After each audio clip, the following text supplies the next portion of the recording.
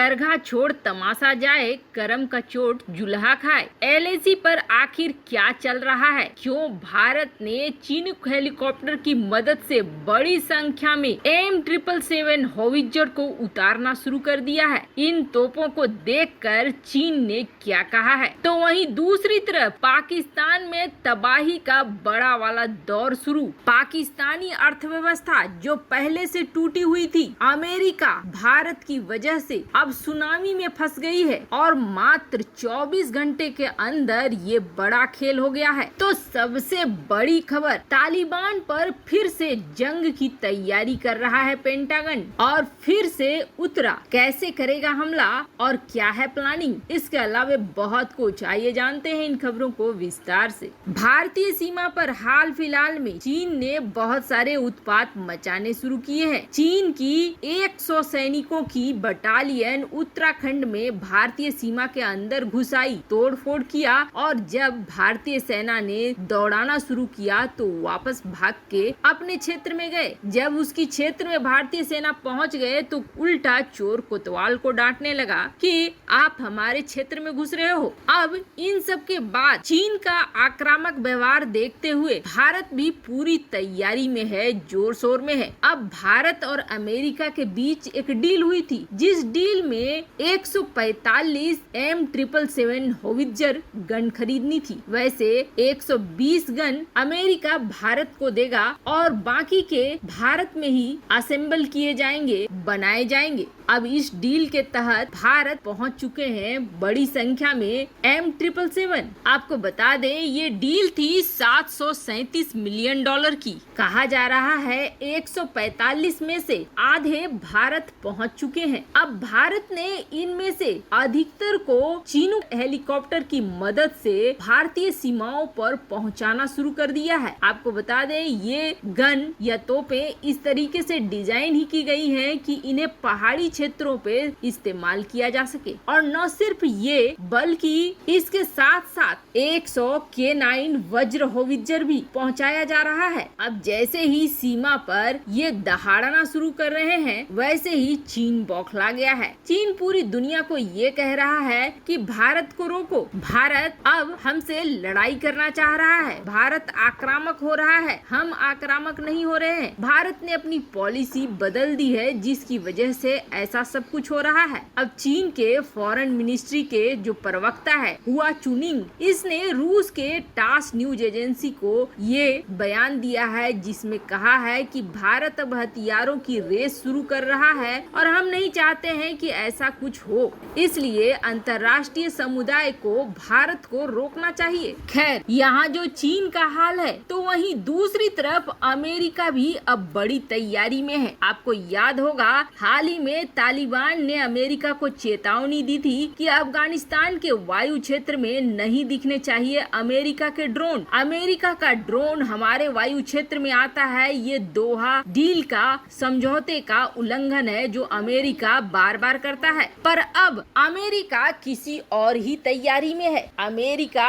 अब रूस के साथ मिलकर रूस के ही बेस का इस्तेमाल करके ड्रोन स्ट्राइक करेगा और इसके लिए बाकायदा अमेरिका ने बयान भी जारी कर दिया है। पेंटागन की तरफ से ये ऐलान किया गया है कि हम ड्रोन स्ट्राइक करेंगे क्योंकि हमें पता है तालिबान ने अलकायदा से संबंध बनाकर रखा हुआ है और अलकायदा एक बार फिर से अपने सर उठा रहा है। हमें उसे रोकने के लिए ड्रोन स्ट्राइक करना पड़ेगा और ड्रोन स्ट्राइक करने से हम बाज नहीं आएंगे। वैसे आपको बता दें अमेरिका और रूस के बीच लंबी खिचड़ी पक रही है और इस खिचड़ी के तहत अब रूस अपने बेस दे रहा है अमेरिका को कि आप हमारे बेस का इस्तेमाल करो और यहाँ से ठुकाई शुरू करो तालिबान की, और अमेरिका ये करने को तैयार भी हो रहा है। बाकायदा आधिकारिक तौर पे अमेरिका की तरफ से ये बयान भी आए हैं कि इन क्षेत्रों में जो रूसी बेस हैं उनके इस्तेमाल की बात चल रही है और पुतिन ने इसके लिए हाँ भी कर दिया है। अभी कुछ दिनों पहले ड्रोन घूमते हुए दिखे थे, अब स्ट्राइक हो जाए तो कोई बहुत बहुत बड़ी बात नहीं होगी, पर ये अमेरिका का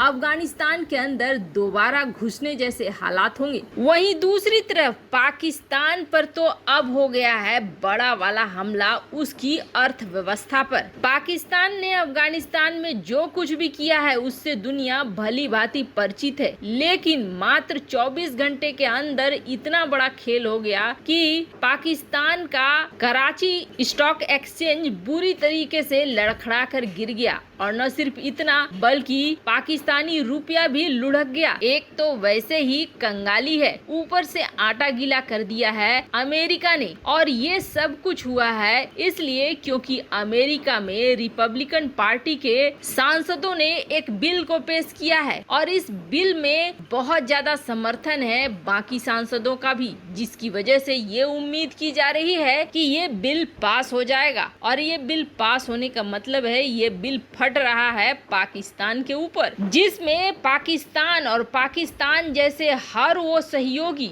जो तालिबान को मदद कर रहे हैं या इन्होंने पिछले 20 सालों में मदद किया है, जिसकी वजह से तालिबान अमेरिका को हराने में सफल रहा और अफगानिस्तान में अमेरिका को हार मिली, उन सब पर अब प्रतिबंध लगेंगे। अब जैसे ही बात आई थी वैसे ही पाकिस्तान ने इसे हाथों हाथ ले लिया और पाकिस्तान को समझ में आ गया कि ये प्रतिबंध लगने वाले हैं पाकिस्तान के ऊपर। जैसे ही ये खबर फैली मात्र 24 घंटे के अंदर धड़ाम करके पाकिस्तानी शेयर बाजार लुढ़कने लगे और पाकिस्तानी रुपया जो पहले से ही काफी गिरा हुआ है और भी ज्यादा गिर गया। वैसे पाकिस्तान में अभी ढेर सारी तबाही आनी बाकी है। क्या आप सहमत हैं पाकिस्तान के ऊपर प्रतिबंध लगने चाहिए और अमेरिका को अफगानिस्तान में ड्रोन स्ट्राइक करने चाहिए? कमेंट कर अपनी राय जरूर बताएं। जल्द मिलते हैं अगले वीडियो में नई खबर के साथ। अफगानिस्तान में तालिबान न तो बदला है और न ही बदलेगा।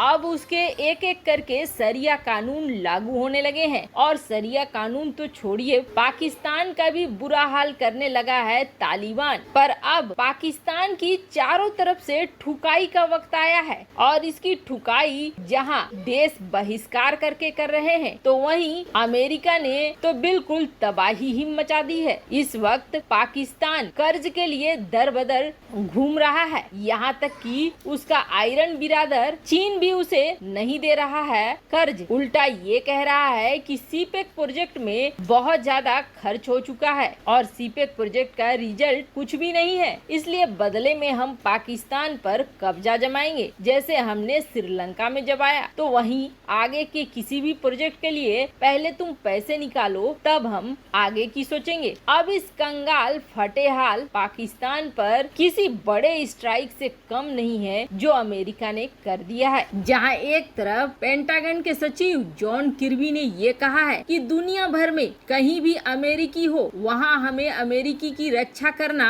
हमारा हक है, तो वहीं पाकिस्तान ने जो अफगान सीमा पर आतंकियों को पनाह दिया वो बहुत ही गलत है। अमेरिका ने कहा कि तालिबानी लड़ाकों को शरण देने के लिए पाकिस्तान जिम्मेदार है। पाकिस्तान ने न सिर्फ शरण दिया बल्कि उनका उपचार भी किया, तो अब भुगतान का समय आया है।